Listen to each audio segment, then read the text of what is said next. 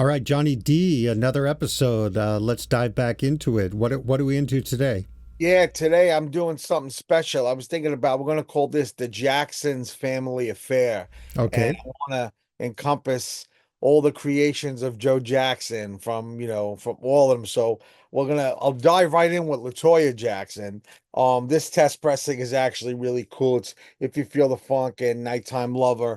That's a really cool thing. The album that I have a test pressing of, actually in the recent years, this cut called Camp Coochie Kaye. It's written by Janet and LaToya. The 12-inch of that has become like kind of collectible. Some guys started playing it. It's this down tempo record. So that's kind of a cool thing. I'm gonna dive into Janet now. Janet has I mean, all the Jacksons have a different fan base and stuff. The Janet fan base is crazy. And if you look at any of the documentaries on her, there was a time when she was actually ahead of Michael with popularity and sales and all kinds of stuff going on with right after she did, I think, Rhythm Nation, like her tour and stuff, and they had done Scream together. And there was, if you ever see the documentary on that, it talks about how his people wanted it to be a certain way and her people. It was kind of crazy, but we'll dive right in. Janet, this is her first record ever called Fast Girls. This is the acetate, which is pretty crazy. Now I have the actual, so that album that it was on is called Dream Street. That's the actual acetate album. And if you see this is the same writing that's on like most of the Michael Crazy Rarities and stuff. And this is all like from Bernie Grumman. So it's crazy how this person was with them for that whole time. This is 84 from I think 79 up. You see a lot of that marker and handwriting from whoever that person was. Another really nice Janet is Black Cat. There are 7-inch acetates in here, also from Bernie Grubman. If you notice that same um writing on that, really, really nice piece. One of her bigger records, Nasty. This is kind of, remember I got this. This was one of those moments of like, you got to pinch yourself, like, wow, I have Nasty. Um, really cool. Also with the artwork and the jacket. Black Cat was when she did kind of that rock thing, which was really cool. I saw her do this live, which was phenomenal. And this is probably my one of my favorite top two Janet. Let's Wait a While, the ballad, beautiful. Um just like I said, these are just they're crazy pieces. Anytime, any place. This was a big dance. This was the dance remixes that were done, and this was the Townhouse, which is the UK mastering. This is one of the more popular overseas. You'll see Abbey Road, Strawberry Fields, I think, or whatever, a Townhouse, and Tape One. Those places, those mastering labs are where you'll see most of the acetates from the UK. This was just on yesterday. I was with my son shopping. Love Will Never Do Without You, which was the video. There you go. That's tape one. That's a UK. That's the video with Antonio Sabato Jr. for all those girls out there who like General Hospital and stuff. Best Things in Life are free. Townhouse, also UK CJ McIntosh mixes. This is with Janet and Luther Vandross. Really, really rare. I believe I actually got this from CJ. So this is probably the only copy made of that.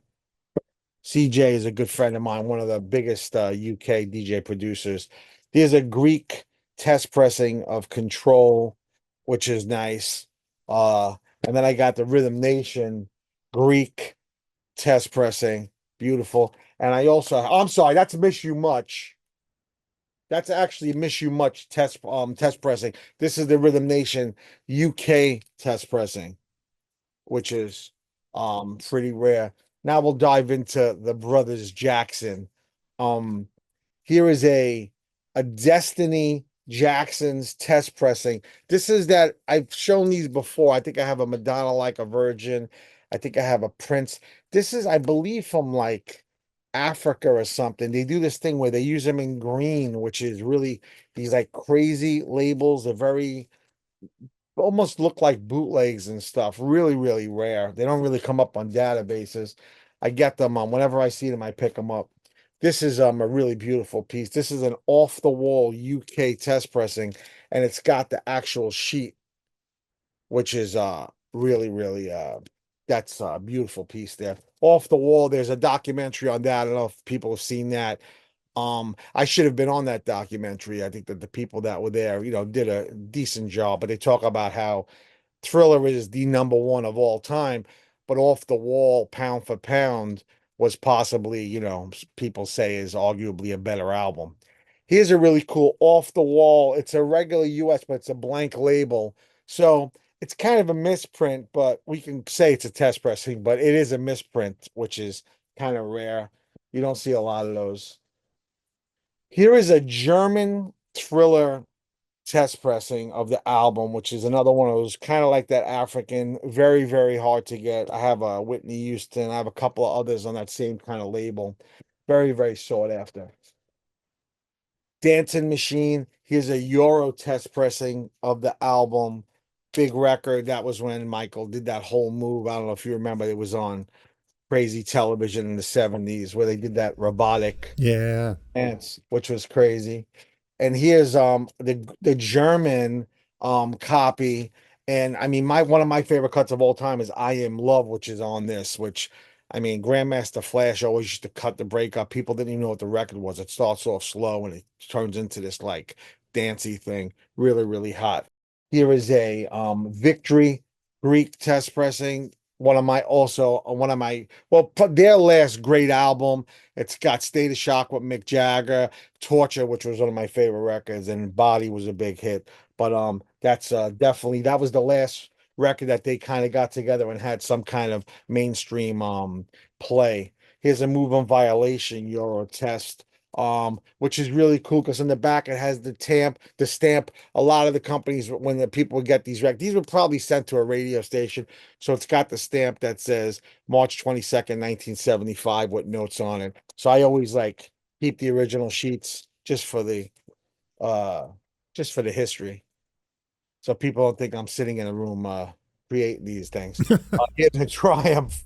This is a Euro test, which is a really cool blank label. That also had some hits on it. That was right after Off the Wall. So there's a crazy thing with Michael and Epic and his whole thing with his brothers, and they were about to be dropped, and a lot of weird things happened.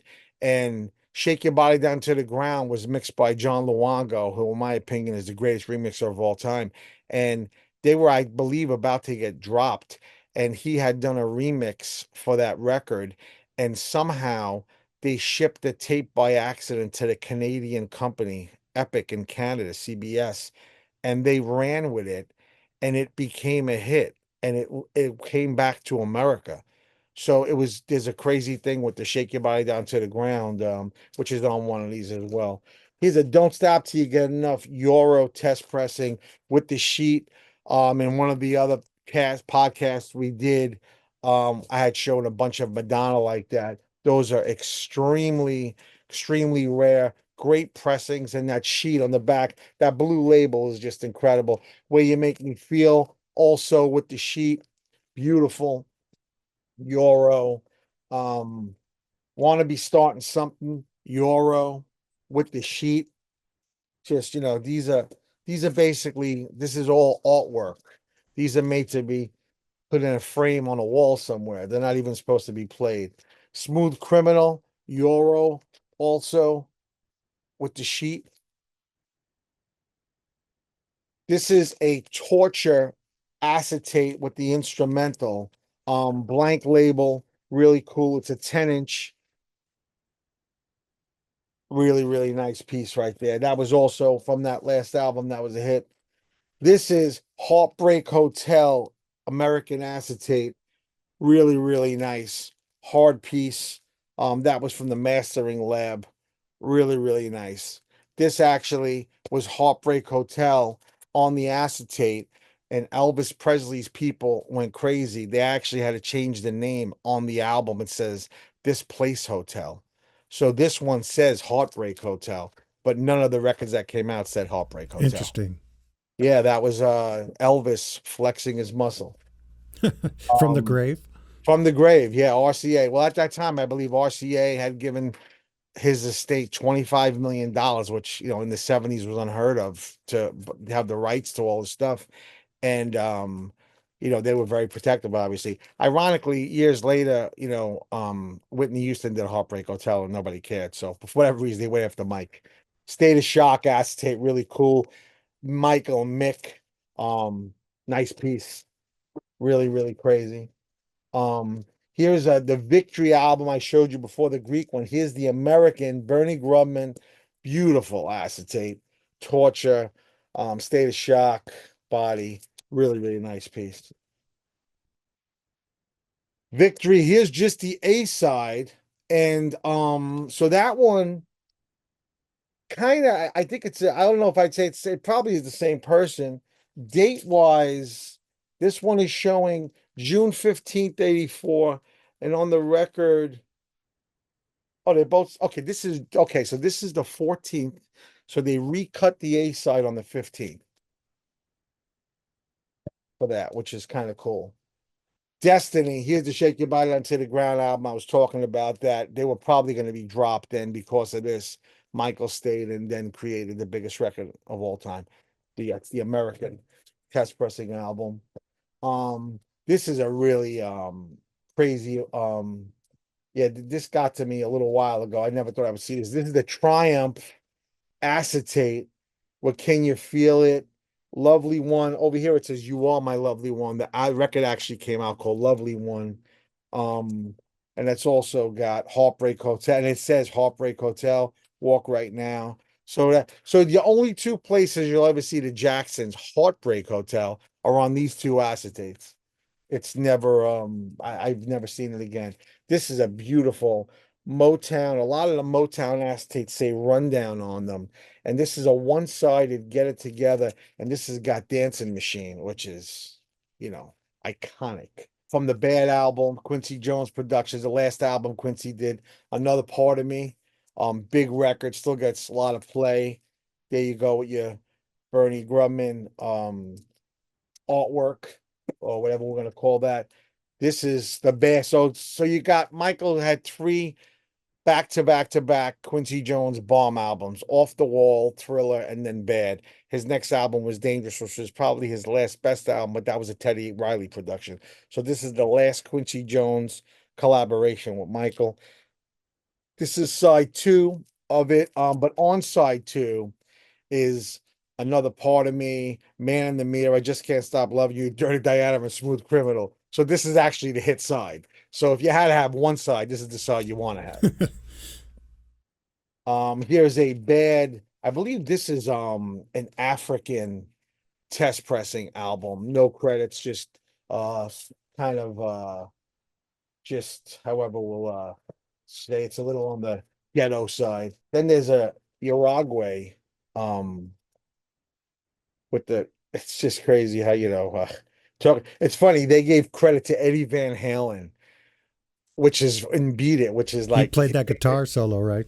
Meanwhile, you don't even. I don't even think he has credit on the album, which is hysterical. But they felt that Mike wasn't big enough to carry this, so they had to put Paul McCartney, Eddie Van Halen. That's kind of funny, actually. Um, then here's a Euro test, the Thriller, which is really cool. Another one of those crazy labels. It's like these are like they're so rare that they're not even on a database. And this is a UK Thriller test album with the date on it. Actually has the catalog number. Really, really nice. Um, yeah, very hot. All right, now I'm gonna get into this crazy bag. We're in the home stretch of the absolute madness. Here's a wannabe starting something acetate from the Thriller album with the actual sticker on it. And the running title was Starting Something, which is also on the album of Thriller Acetate. It doesn't say want to be starting something, it just says Starting Something, which is very rare. Here's a Beat It from the same album, a Thriller album, extremely rare. I've seen one other Starting Something. I've never seen another Beat It. Don't Stop Till You Get Enough from the Off the Wall album, Acetate, beautiful. And that one says Don't Stop Till You Get Enough, that was how it came out as far as the credits concerned. Here is a Rock With You, beautiful 10-inch acetate, and it's got like this UK CBS envelope that it came in, which was really, really nice. This is a beautiful one. This came when this was sent out, they sent it with a copy of the actual album cover, but it was Off the Wall with Get on the Floor, double A side, 10-inch acetate from Off the Wall. Now, this one is probably, if we're going to talk about what the craziest pieces of everything, this has got to be top two of how we're going to close out this situation. So this is Don't Stop Till You Get Enough, Michael Jackson 10-inch. Michael was obsessed with Star Wars, for people that don't know that. And at the time when they were doing this record, the running title was Keep On With the Force. So it doesn't say Don't Stop Till You Get Enough. It actually says Keep On With the Force. Crazy. And the thing that's crazy about this 10-inch is it's got the short version and it's got the 12-inch version on it. It's got this 5-minute and 45-second version. Beautiful. Probably top two rarest Michael pieces in the world. Here's another Greek Off the Wall, which is beautiful. Then we have an Off the Wall. I think this is a South American, which is really nice. Test pressing of the album. Okay, so this is possibly the number two. Here's an Off the Wall acetate album, and it actually says Keep On, Don't Stop on the label.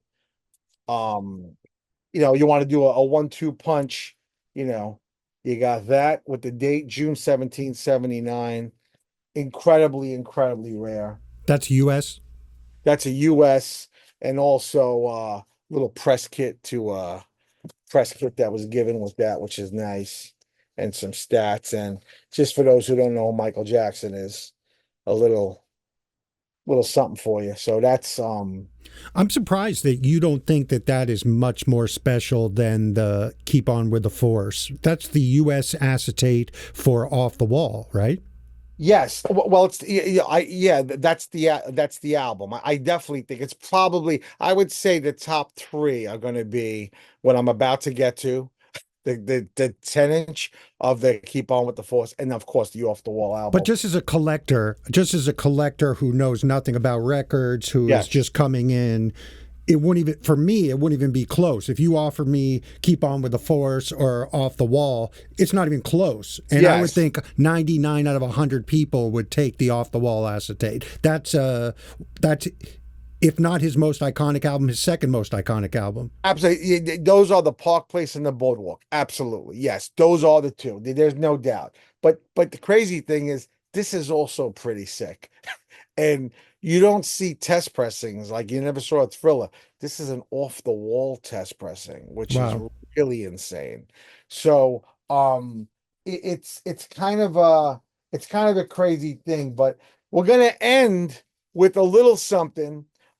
It's the biggest selling album in the history of music. So anyone who's listening to this show right now, it doesn't matter what you're into. If you love baseball cards, you like comics, you like posters, you collect keychains, Yadros, Armani statues, whatever you do, you're kind of in your own zone.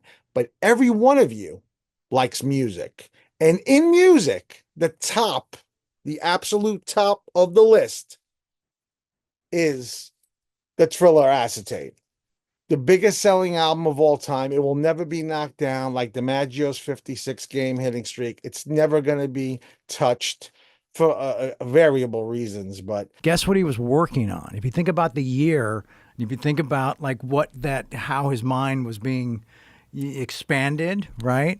He was producing Thriller. Whoa. Yeah. And he's getting inspired during the yoga, during the Bikram yoga. Wow. So we were kind of watching in the mirror the best, I think the largest selling album ever, perhaps. Right? Probably. Yeah, It's got to be up there. being built behind us. Wow. Kind of a trip, right? There's never going to be something as iconic as this. So this is the absolute animal record. This is it. So we could say first and second place, but this is so far ahead, and it's such a class by itself. I mean, we could discuss that album for hours. One of the things I found out in the Off the Wall documentary was that Baby Be Mine, which is like my favorite cut on this album, was supposed to be on the Off the Wall album and was bumped because they felt it wasn't strong enough, which is crazy. And that's a Rod Temperton written production, who he also wrote Off the Wall and Thriller and all those hits. So yeah, that's the Jackson family right there. How many of those Thriller acetates do you believe exist? I've only physically seen one, and I've seen a picture of another one. So That two. Yes, and the picture, the reason I knew the picture I saw wasn't mine, it was there was something. I think the date, it might have been a day or two before or after the mine. I Interesting. remember it was like, if mine was June, whatever it was a day or two. And it was slightly different with the handwriting. It was the same handwriting, but you could tell maybe the marker didn't have as much ink. There was something about it that I looked at it. I said, wow, there's something different than mine. That's really Um, interesting because I'm sure a lot of collectors have questions like I do, like why would there be a different acetate on a different day? What would cause them to make another acetate? Yeah, I mean there are multiple things. I worked with this group called Junior Senior. We did a record called Move Your Feet. Big pop record. It's actually in a lot of commercials today. And I recut that test pressing, I think 4 times. They could not fix it. I got one, and these were like one test press. It wasn't like three because we had a problem. So they sent me three. I'm like, there's something wrong with these. Cut it again. Sent me another one. Bad. And in my collection, I have like cut two, cut three. I think I cut it 4 times to finally fix it. They couldn't get to the bottom of where the problem was because they were trying to blame it on the mastering guy. But the mastering guy also accompanied me with a CD, which was the reference. So for it to be a problem in the vinyl, it's a stamper, it's a vinyl, it's a pressing problem. It's not a mastering problem. So we eventually got to it. But myself, I've gone through that. So there's no rhyme or reason. You and I had discussed in private a while ago about how acetates are made, why, when, the timing. Can you make an acetate on a Monday and get the record the next day? I mean, we were having a discussion a couple of days ago. I was like telling you that I would get a box of test pressings of like all the releases I was doing, and there were days my promos would come in before my test pressings. It was very strange. Or I used to get these 3 copies of a domestic commercial 12-inch. Everyone that was sent that was going to be released commercially, I would get 3. So I was able to see the finished product in shrink wrap with the sticker. They'd put a little hole on it because that was their way of stopping people in my side to sell it to retail. Because retailers wouldn't buy something that said promotional copy on it. But if you have a sealed copy with a sticker, it's considered a finished product. That little cut on the corner or a scratch on the barcode would stop them from selling it at a Best Buy or one of these retail outlets. So I would get those sometimes before I would get the promos. I'm like, how are you manufacturing these domestic copies? I didn't even get the promos yet. So things happen in the pressing plants. There definitely is no right or wrong system. I've had debates with people. I've been on different in rooms where people like, oh, how could that be a real record? That date is, 2 months before the release. Aren't they supposed to be 6 months? Like, people have these things in their brain, and none of them have valid. I mean, I lived it I still do it. I'm still pressing, in a limited capacity. So there's no rhyme or reason to a lot of it. It is, it is kind of collecting these things is like, you know, digging for gold.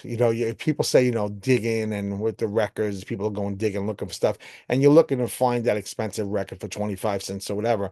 But when you get to the test pressing and acetate level, that's a different dig. That's a gold mine, or that's a totally different, you know, a- What I've seen is that, I mean, you can't walk into a record store and say, show me the acetates and the test presses. Yes. They'll say you got to dig for it, right? They want you to go through They all of the want you to go titles. through it. Yeah, and a lot of the time they're not in the proper jackets, or they'll be in a closed jacket.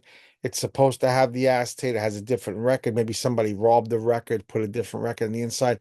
There are so many things that happen with these things. I think another thing about the way I've always collected is that, do I have pieces that there might be a couple out there? Absolutely.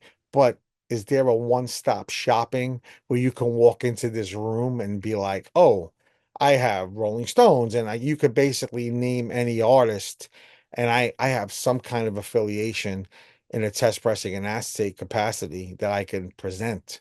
So I think I put it together with this much bigger plan in mind of like, wow, like, I'm a disco lover and I love disco records, but I love pop music. So, I love ambrosia. So people would say, like, why would you want to have an acetate of how much I feel? Oh, you're the only woman. Like, that record's more important to me than anything. So, like, having an acetate of it is so crazy. And those are so rare because those were literally like with some of the more dance oriented records, they might make two or three because they might say for the DJ, there might be for this one. Play a Baby Come Back. They weren't going to make 75 tests. You know what I mean? They're going to make one. They're going to put the record out. It's a ballad, it's a love song, and it's a different promotion, it's a different marketing tool. So those are even more rare, less collectible, because most people would say, why would you want to have Peaches and Herb reunited, which I would go nuts over. But those are actually, as rare as the Michael Jackson stuff if you break it down. So I want to kind of come full circle and kind of give you my up to the present moment understanding of the acetates and the test pressings. And please jump in and correct me if I say anything wrong. But after spending a lot of time listening to your experience with acetates and test pressings and explain it over and over again, the things that have like sunk into me are, one, there's no rhyme and reason as to, there's no checklist. This is how you have to do it when you make a record. You don't have to have an acetate. You don't have to have a test press.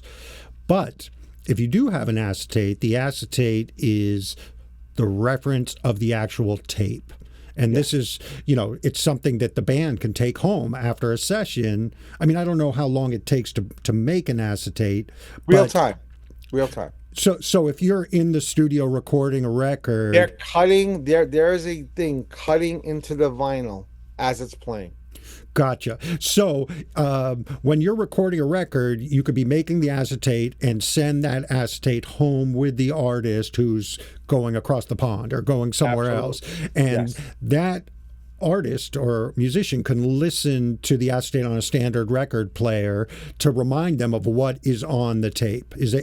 Am I absolutely? No, when you think about it, it's so easy. The margin of error, there were, I think, 90 takes of Billie Jean.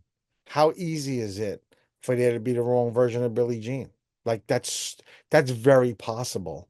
So it's very possible in the middle of the engineer, the engineer leaves, the assistant guy comes in, he pulls the wrong tape. Oh yeah, it says Billie Jean. It's so easy to mess that up. Right. So that reference is important. Gotcha. So that acetate comes out and it's portable, which is important because you never want to let the tape leave the studio, right? So but if you are, you also would have to have the capability to play it. Yes, exactly. Right. So, but I'm just thinking about this. You're in the studio and you just made a hot record and you've given the acetate to someone in the group to take home.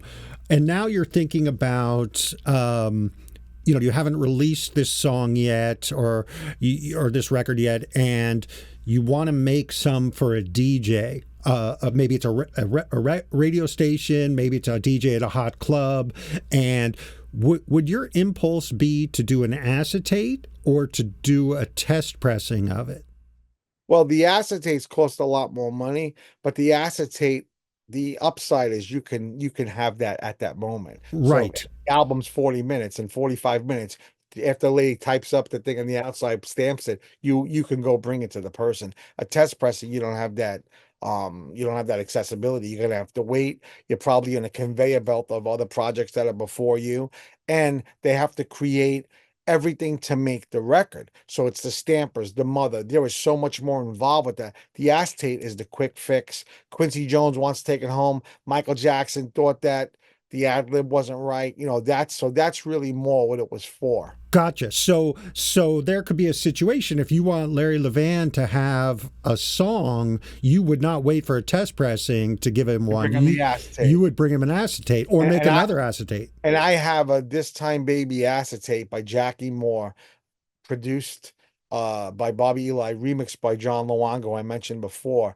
There were three acetates made of that. I have two of the three, and one of the ones that I have has fingerprints of Larry Levan and Frankie Crocker. It was the one that was brought to the garage, taken back, and Monday morning was brought to Frankie Crocker at WBLS. I have that copy. Gotcha. So now I think this is an important moment for me because I'm for the first time seeing the real difference between the acetates and the test pressings. The test pressings, as you've told me before, are the reference for what it's going to sound like on vinyl, but there's a whole process that has to go through it before you can get to that test pressing. Like you mentioned, the stamper, you got to make an appointment with the plant that's Pressing producing plant, yeah. the pressing plant. It's not something that you can do in real time. And I think this is it's great because for the first time I'm really getting the difference. So these acetates take on a real. They're really special, and they're really for direct transference of the tape in the studio, and that's really interesting. I wonder if there would ever be any collectors who shy away from either test pressings or acetates for the other. In other words, they specialize in only test presses or they specialize only in acetates because they do have very distinct purposes. Yes. Have you Well, encountered that?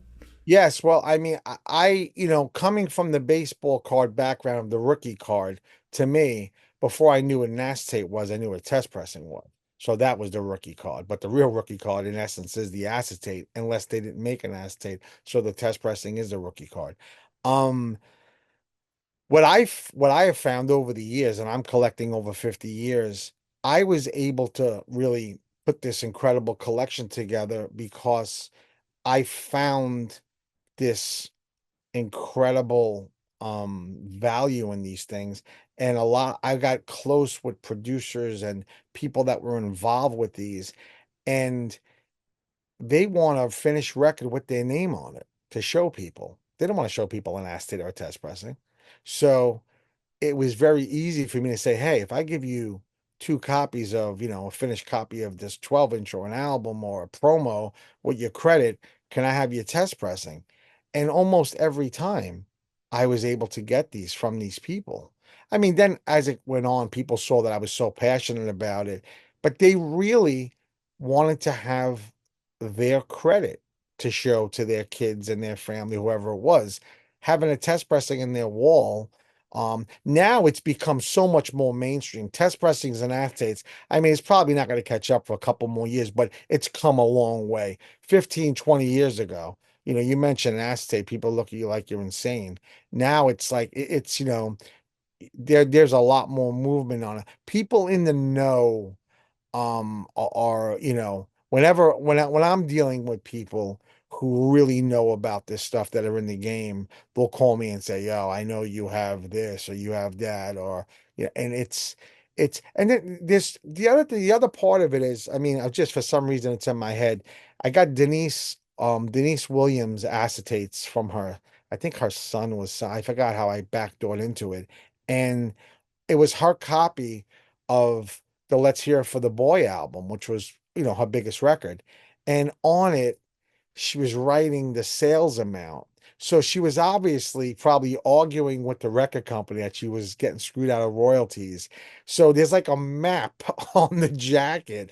Basically, it was like she has figures there.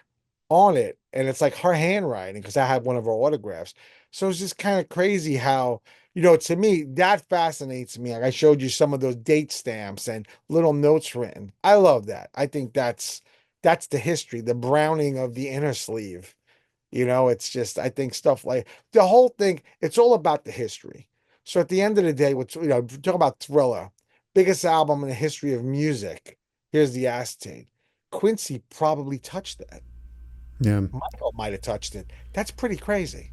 Well, the thing that stands out to me, two things. One is that there's no checklist for these, right? Like when you're collecting baseball cards, you get the checklist, you Right look into and your you see what's Beckett, out there. you do your AB with your Beckett, and you're all good. Yeah, and there's no checklist for this. You're pretty much putting together the history of what happened in the studio and after the studio of these songs, how they became hits by searching for these acetates, right? And, it kind of, every one you find gives you more information with what's written on it and the dates, and you can see the differences between multiple acetates that you have for a single song.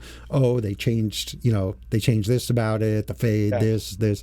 But what's also becoming apparent is that aside from your monstrous collection, which we are talking about how over the last couple of years, acetates and test presses have become mainstream. There's nothing more important to them becoming mainstream than you, someone with this gigantic collection, coming forward in a public forum and sharing your collection, right? That's what's going to make this go mainstream. Yes. Because like a lot of collectibles, when there are a few parties who have the bulk of it in their collections and no one else has ever seen it, it's really hard for a market to form, and it's really hard for other collectors to even understand what's out there, which inhibits them from starting to collect it. But you're coming forward now and providing all that information to the marketplace. And my second point is just the information. What you have in your head about what you've seen is probably one of the most valuable things to this getting started as a collectible. I mean, if one of these companies who's involved in records really wants to develop the high end, I mean, what's in your brain, the experiences that you've had is really almost more valuable than your collection, because that knowledge about what you've seen and what's out there, every collectible has to have someone who is who has the most knowledge and who has seen, and that's happened in posters, that's happened in comics, that's happened in baseball cards, you name it, there's someone who knows the most. And absolutely, I think for test presses and acetates, at least in the popular culture, dance, disco, hip hop, in the areas that you've focused on, that's you. And that's why this podcast is great, because I feel like you're sharing that with everyone, and you're sharing your knowledge with everyone. And I've wanted to, and I'm really glad, because I was very hesitant for years. I've been approached for years to discuss it and talk about it, and there is a snob in me that feels like, I'm giving away this knowledge for free, or just, letting people into my world that, I'm not. Listen, I'm more of a jokester than anything else. I find humor in everything I do, and I don't take myself seriously. But at the same time, I know I've had some incredible accomplishments and have done some crazy shit. But I laugh all the time. It's all about finding the humor and all of this stuff. And I think that I love the fact that I'm now going through it and showing them to you, and because I'm reacquainting myself where I'm not sitting here saying, oh, let me go through my Michael Jackson stuff. So like, pulling up the Let's Wait a While, the Janet, like that, like kind of hits me. They all hit me in a different way. So I love that I'm doing that. Um, Something that I did find over the years, that there are a couple of people out there that have some kind of quantity of tests or acetates and stuff. And um a lot of the time they were the beneficiaries of what people accuse me of. Hey, John, did you just go into a closet somewhere and all these records were just sitting there waiting for you? And I never had that luxury. But I know other people that wound up getting storage lockers and different things where that we're housing hundreds of these things. We're fortunate enough to like do a clean sweep of all of a sudden they're kind of in the game of the test pressing and acetate thing.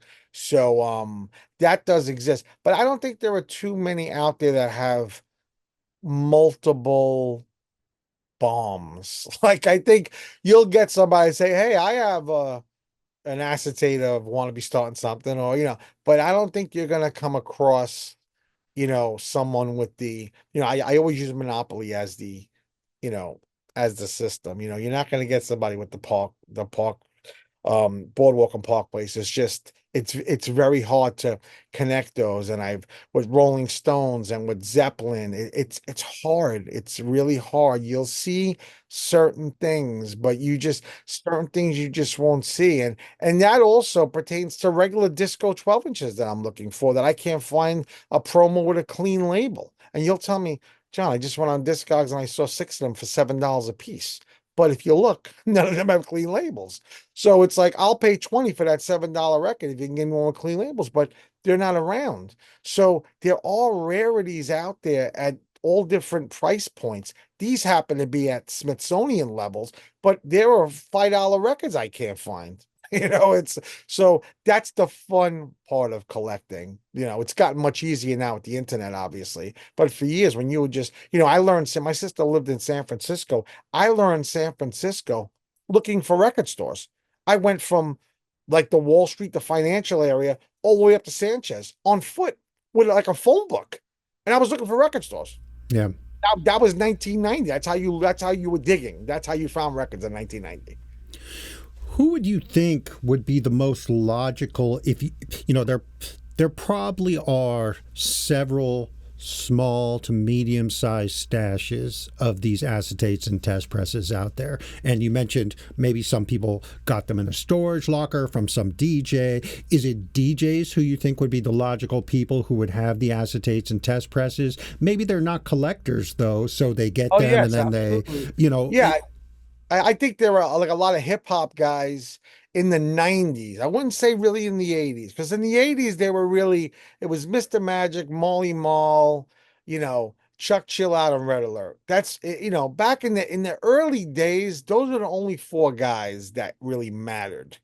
I'm not saying that they weren't, but those were the guys when that whole world was happening. Those were, if you made three or four, that's where they were going. In the 90s, the culture got much bigger. It was a global thing. So you'll see if it was a bad boy acetate through Puffy or whatever, it probably still tilted more New York, but now you have New York radio. So Funkmaster Flex, DJ Enough, you just had Mr. C, you had a bunch of guys. So it was a little bit different in the 90s. But I don't really know. I also was telling you the story about Funkmaster Flex. I was with Flex 1 to 2 times a week, right in the middle when he was taking over the world. And I don't remember him getting a lot of tests. Because he would have given them to me. Because I would have been like, yo, I'll give you 2 promos. He didn't care. He wasn't that guy. But I just don't remember him getting tests, which was really weird. Look, but a lot of those labels in the 90s weren't making test pressings. You weren't seeing DefJam test pressings. Atlantic, I always did them. So you'll see Atlantic of whether it's Real Live and Mad Skills and all those underground hip hop. I was making tests of all of those. Fat Joe, Aaliyah, Brandy, all of those. But other labels really weren't doing them. I never saw a test pressing on Loud ever. Ever. I never saw Mob Deep, Wu-Tang, never saw a test pressing. Any of that stuff. Bad Boy, never saw a Bad Boy test pressing. And those were pretty much the labels that were doing their thing in the 90s. You just didn't see them. And in the 80s, for groups like Beastie Boys and Run DMC, those seem to be ultra scarce too. I mean, those test pressings and acetates, I mean, those don't seem to be around at all, even amongst the guys that we know who collect them. Absolutely. I can tell you now, like on the profile on like the Run DMC stuff, I think I bought every test pressing I've ever seen of Run DMC. So I have a nice little stash. I have a rock box, which to me is that's the bomb piece. I know there's a Raising Hell album out there. I heard there's a test pressing of the first album, which I would kill for. I've never seen a Sucker MC. It's like that. 30 Days, I've seen multiple copies. UB and I saw once. I have that. I think I have a Walk This Way, which is, I mean, that's when you talk about a piece that kind of defined the whole situation. Never saw a Peter Piper, you know. I might have You Talk Too Much, which is that's got Daryl and Joe on the flip, which is really hot. Yeah, Profile were hard. Never saw a Profile. I have a Lucchini, This Is It test pressing, which is crazy. I never saw that. And that was like the last Profile hit, realistically. I have a lot of special ed. I got it made. I'm the Magnificent. Licensed to Ill album. Licensed to Ill. I've never seen them. I have an Argentinian test. I've never seen an American. But never seen a U.S. That's strange to me. I mean, that seems like an album that they would have that you would have maybe the acetate is guarded somewhere and not in the market, but you would think you would see a test pressing. Yeah, but I will tell you, I've never seen. I don't think I've ever seen an American Def Jam acetate. Like I'm just thinking, I can't. All of my Def Jam acetates are CBS UK, whether it's LL Cool J, Beastie Boys, um, Orange Juice Jones, like Alyssa Williams. Like I don't think I've ever seen an American. That's I crazy. think I think a lot of that has to do with the fact that it was Def Jam, now it's CBS. And I think when those collaborations happen, I think it's kind of like either oh, that they'll do it. No, they'll do it. They'll do it. Nobody does it. And then all of a sudden the label copies out. Oh, we don't need to do it. I think there's a miscommunication a lot of the time. So maybe Russell's people thought CBS was handling it, and CBS thought that Russell on the street level was going to take care of it. And then they realized, well, the record's coming out Tuesday. We never did the test of the album on the acetate. We don't need it because we're going to have clean copies in a day or two. I think that's more the thing. I remember going to Def Jam when it was on Broadway, and it was like a real small office. And there was a guy named Russell Sadowski there. And at the time, I don't know if we discussed this. I think I told you about it. The Def Jam jacket was a big thing. The label jackets were big. The leather sleeve with the wool. Storm and Norman was like the big manufacturer of these jackets. And it would have like the Def Jam logo over here. It had the tone arm and you'd put your name on. It was like a big thing. And you couldn't get them unless you were in the label. You had to really have a connection.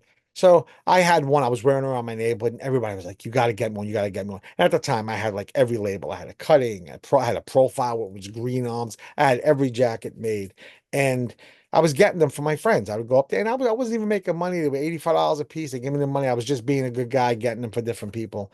And I go up to Russell's office one day, and I go pick up one of the jackets. I look on the floor behind him, and he's got two jackets thrown on the floor. Which, so I'm like, yo, Russ, what are those things? He goes, oh, those are prototypes. We're not going with them. And he pulls one up, and purple's my favorite color. It was a purple windbreaker with fluorescent yellow tone on fluorescent yellow Def Jam recordings in the back. The other one was a black nylon bomber with fluorescent orange. So I got those, which those never came out. Those are crazy. But my point about getting to that was really about Def Jam at that point was before they were kind of linking with the CBS thing and the Columbia Records. So that would have been a time, but I would have seen them with all of the people I'm around. I would have seen them, and I've never seen any of those. And whenever I did see a Def Jam test pressing in the 80s or 90s, they were more like a bootleg. Like Mama Said Knock You Out has a stamp. I never believed it was real. Around the Way Girl, it says Molly Mall remix. They look like they were done after the fact. They don't look legit. I've never seen like from the pressing plant test pressing ever of a Def Jam record. I think that you should let me broker those Def Jam prototypes that never came out. I think I could get you a good price for those. It's so beautiful. They sound great. Yeah, it's so beautiful. It's so beautiful. People love that. I mean, those are hot. I mean, people would love I those. mean, they were all great. I mean, the original ones were the maroon. So if you look at the original Beastie Boys, they had the maroon jackets with the tone on. That was the first one. Then they would do different ones or whatever. Those prototype. I actually have. There was a green bomber with gold, which was cool, but the black with the orange was just. I wore that out one time, and people were like, "Yeah, it was great." That's very cool. That's very Yeah. cool. Yeah, we might have to get some pictures of those and put them up. Yes. Okay. Well, look, great episode. The Michael stuff is insane. Thank you for sharing. And family. Yes. Yeah, absolutely. Absolutely. Don't forget about LaToya. She's part of the family. No, and I think that's one of the things that happens is that because Michael is so huge, that people forget, like you said, that Janet was as big as him for a while, and Janet was a monster, and Michael wrote Centipede for Rebby Jackson. Like there's so much other stuff that the average person, and that was kind of cool that he was as big as he was still, helping. Yeah. It's I think that's, I mean, the whole family is just ridiculously talented. The Jermaine stuff I don't have here, but I have a Let's Get Serious, which was written by Stevie Wonder. I have a test pressing of that album, and then his Let Me Tickle Your Fancy, which was the next hit album. I have a test of that as well. So I have Jermaine covered. That was the missing piece of this, but I don't know where I put them there. They're here somewhere. Penny from Good Times. Absolutely. All right. No, it was great. All right, Johnny. Thanks a lot, man. All right, thank you man. for tuning in. We'll see you next time. See you next time. Take it easy.